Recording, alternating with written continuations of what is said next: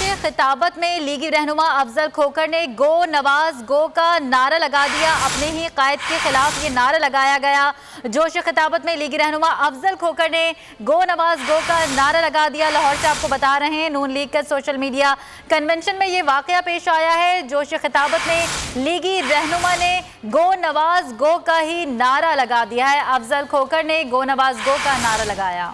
Update कर रहे हैं आपको, पाकिस्तान मुस्लिम लीग नून का आज सोशल मीडिया कन्वेंशन मुनक्किद किया जा रहा है और वहां पर नारेबाजी भी की जा रही है। जोशे खिताबत में लीगी रहनुमा अफजल खोखर ने अपने ही पार्टी कायद नवाज शरीफ के खिलाफ गो नवाज गो का नारा लगवा दिया है। आपको सुनवाते हैं उनका क्या कहना था।